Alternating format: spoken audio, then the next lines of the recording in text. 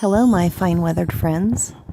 I was watching another video today and I wanted to just share a little clip for you and for we for later. Okay, this guy, I'm going to go ahead and start my screen recorder.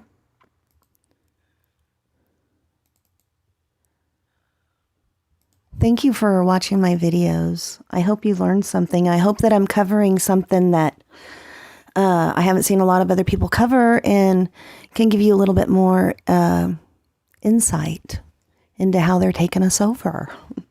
The Western world. I was laying on the couch watching some YouTubes and this one popped up. Gender Identity Disorder, The Untold Stories, Gregory Mak. And this is a TED Talk from 5 years ago. So this is where they're getting people to go, yeah, it's always been around. They need treated. Okay, here. I want to know who's lying. This guy? Or the people that have actually had the surgeries and are detransitioning? If this surgery, let's just watch.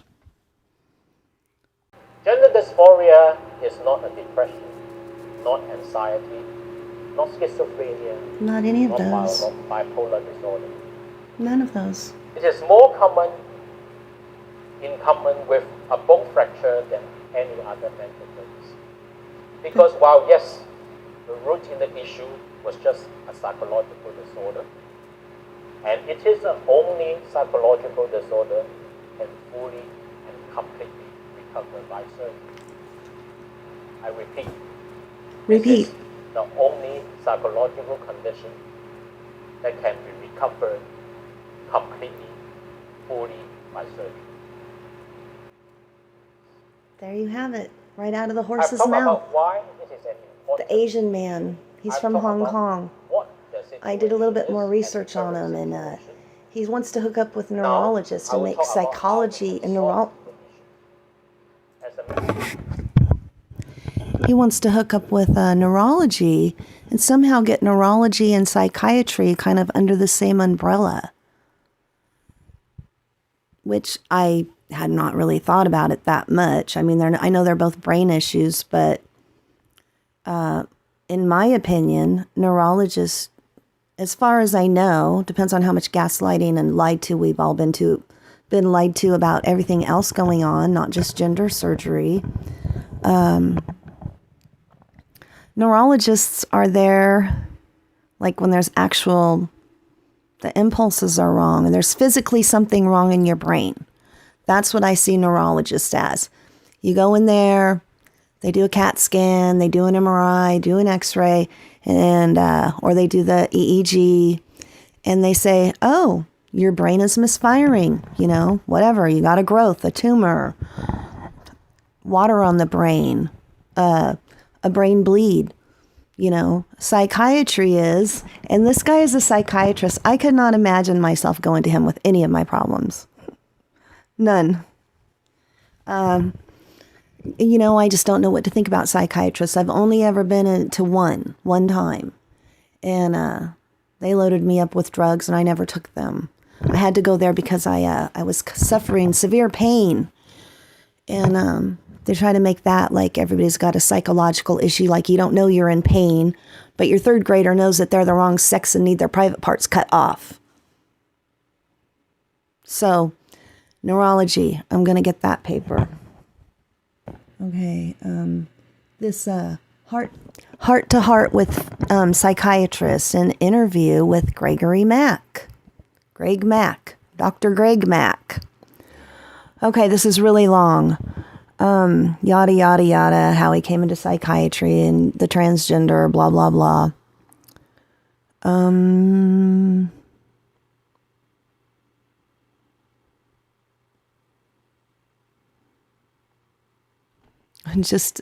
right here in this part, and it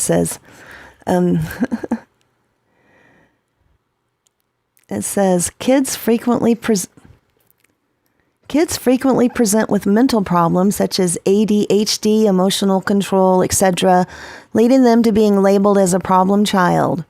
In such cases, Dr. Mak will involve the family in the treatment. as the underlying tension in a family highly contributes to the child's acting out. However, this leads to delicate situations in which the family, especially the parents, might play the blame game and accuse the doctor as they are unwilling to face their problems and imperfections, even when their children are aware of them and bring them up. For Dr. Mak, these are some of the more heartbreaking and pitiful cases, as the parents often end up terminating treatment for their child, even when it's clear that the child is aware of the problems and that they themselves also need help. Isn't that nice of him to diagnose the whole family? You know, there's problems in every family. That's normal. You know, oh my God, I just tossed off my glasses and I'm not done. These people, I swear to God. Being a psychiatrist, Dr. Mak is heavily invested in the future development of psychiatry. Currently, there are two schools of thought in psychiatry, with one of them believing that psychiatric problems all stem from biological cause, originating from the brain. The psychiatrist's understanding of the brain is compatible with a neurologist's, but this leads to a lot of overlap between the two areas. In such cases, patients prefer to go to a neurologist for treatments such as medication, as that carries less stigma. This leads to the issue of neurologists playing psychiatric. This leads to the issue of neurologists playing a psychiatric role, with the boundary between the two specialties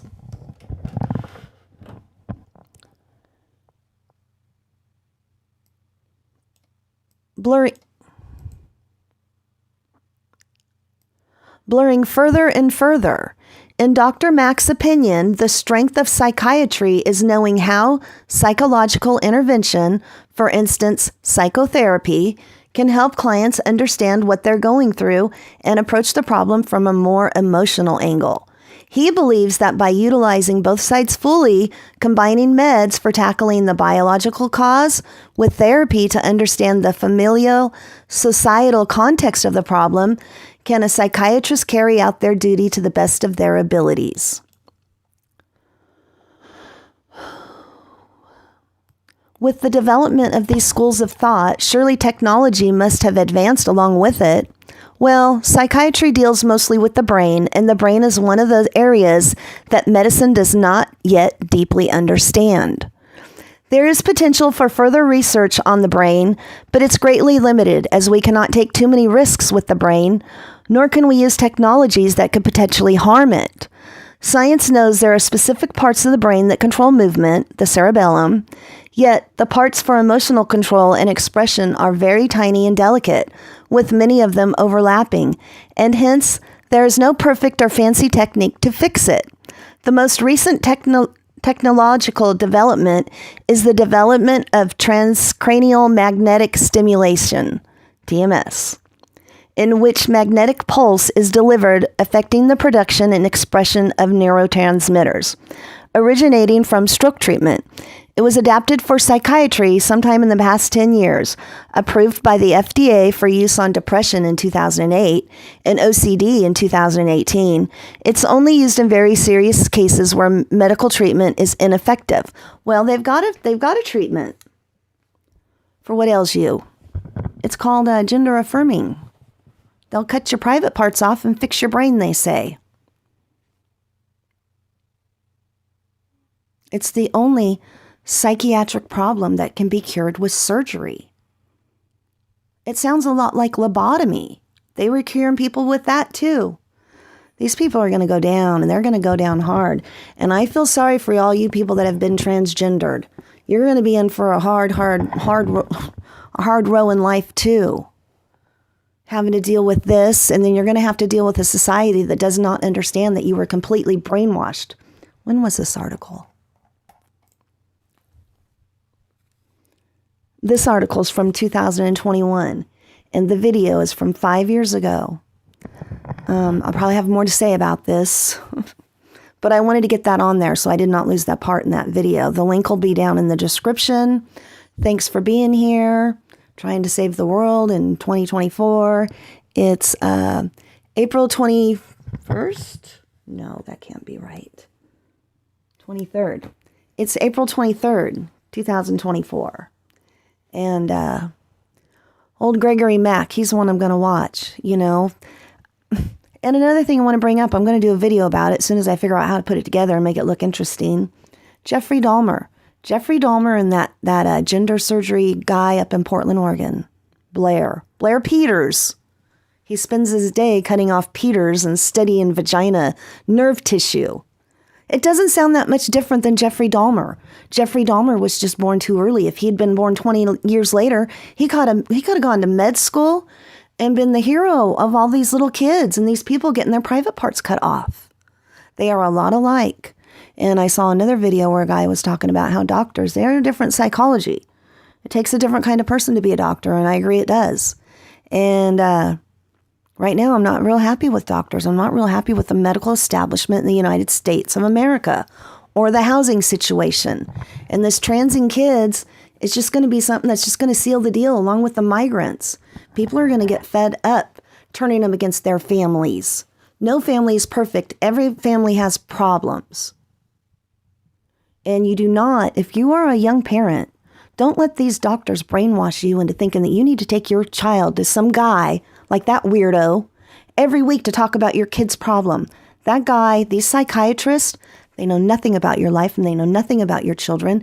And they're just nosy. They're just nosy and they can earn a paycheck. And now they can play God. And now they're going to join the neurologists playing God. All these brain drugs. Man, about 15 years ago, my mother-in-law had something happen. I can't remember exactly, but they wanted to put her on a seizure medication. And I thought, what? Why do they want to give her the same medication they give my kid? Doesn't make any sense, and it still does not make sense to me. Well, it does make sense to me. Once you understand we're in a takeover already, the therapeutic state. They want everybody medicated. Everybody's scared to go to doctors. Go look on some of the chronic pain boards. Go look on the Benzo Buddy boards on Facebook.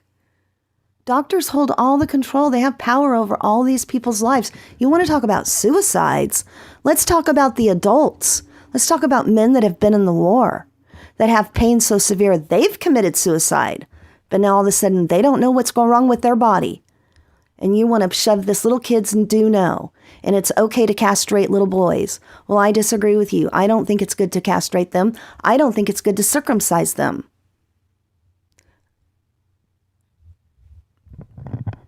I would never, ever.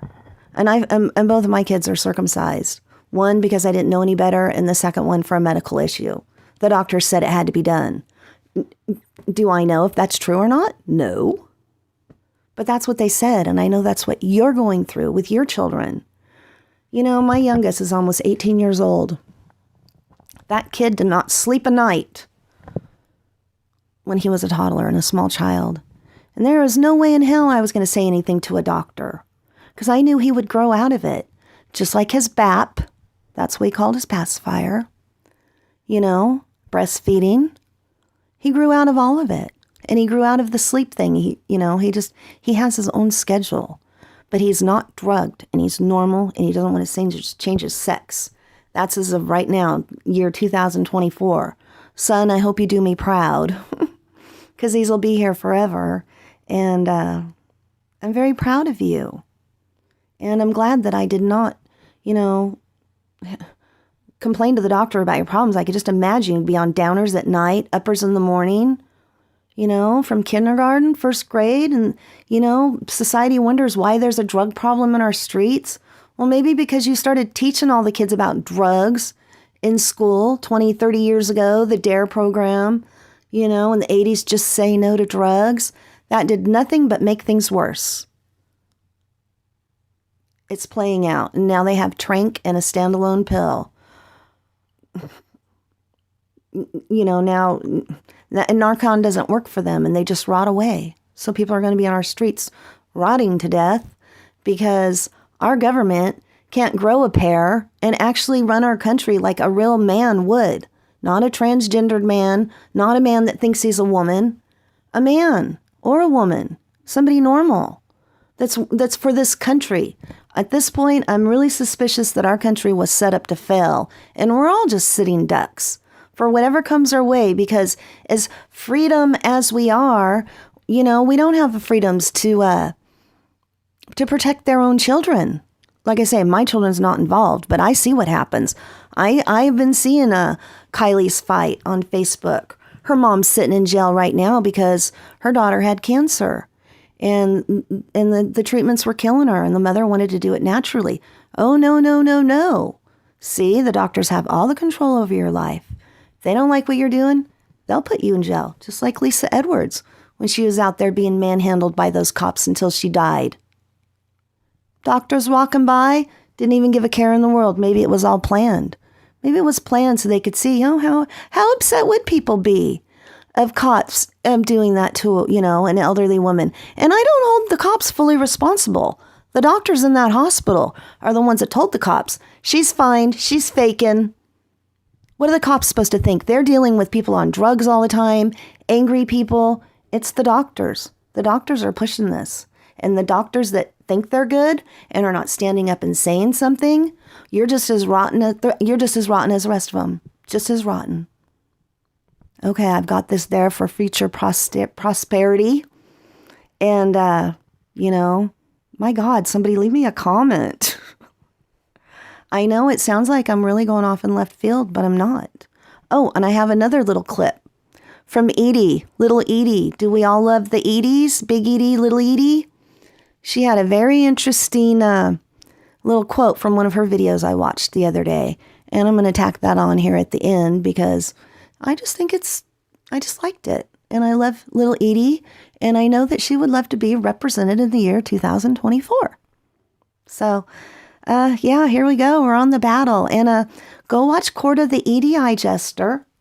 Barry, he wears some amazing shirts. I love his shirts. And Carlin Borsenkio. Go learn about the communists. I watch them. I'm learning a lot. And I would suggest everybody go watch those two channels to really get up to speed on what's going on. Okay, that's it. Bye. Really? Honestly, I think clothes are the sexiest things you can do. And if you take them off, I think you become clinical, as if you were going to have an operation. Really? It's true. Or you have to be nude for your health, Mm-hmm. I went to a nudist camp once. Really? I didn't take all my clothes off, though.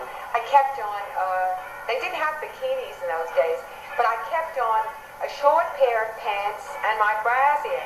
And the head of the camp came up and he said that I was luring everybody by just keeping on these two strips of clothing. He said I had to leave right away.